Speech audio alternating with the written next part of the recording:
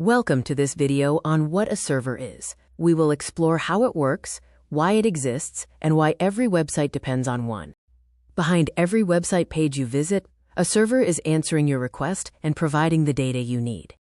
A server is essentially a powerful computer that provides data, services, or resources to other computers, called clients, over a network. The relationship between a client and a server is straightforward. The client asks for data, and the server sends the data back as a response.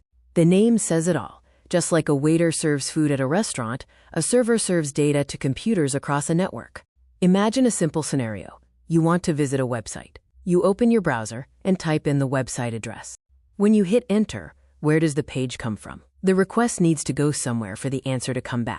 The answer is that the website comes from a server. Somewhere in the world, a server stores the website's files and waits for requests. Step 1 is the request. Your browser sends a specific request to the server, often asking to get the main index, HTML file. Step 2 is the response. The server processes the request, locates the web page files, and sends the HTML content back to your browser.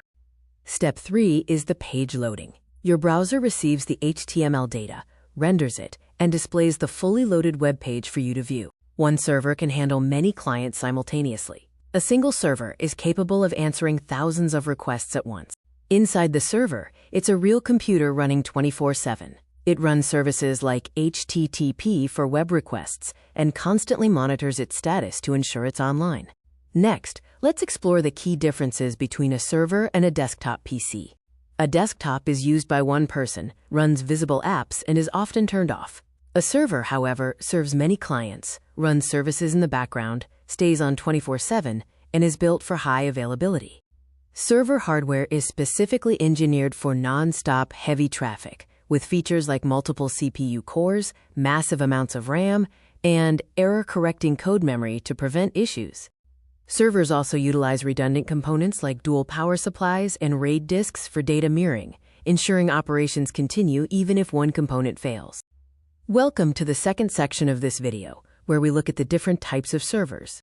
A web server serves websites, including HTML, CSS, JavaScript, and images. Examples include Apache, Nginx, and Microsoft IIS, typically using the HTTP or HTTPS protocols. A mail server handles sending, receiving, and storing email for users. Common examples are Postfix, SendMail, and Dovecot, utilizing protocols like SMTP, IMAP, and POP3. A file server stores files that users on a network can share and access. Technologies like Samba, NFS, FTP, and NAS appliances enable shared folders and backups. A database server stores structured data, such as users, orders, and transactions. Popular examples include MySQL, PostgreSQL, and MongoDB, often sitting behind a web server. A DNS server translates human-readable domain names, like google.com, into numerical IP addresses, which is crucial for internet navigation. Beyond these, there are many other types of servers, such as FTP servers, game servers, proxy servers, print servers, and time servers, each fulfilling a specialized role.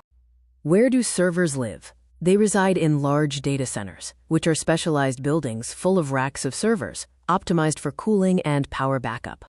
Servers can be on-premise, meaning you own the hardware and handle operations, offering full control and a fixed cost. Or they can be in the cloud.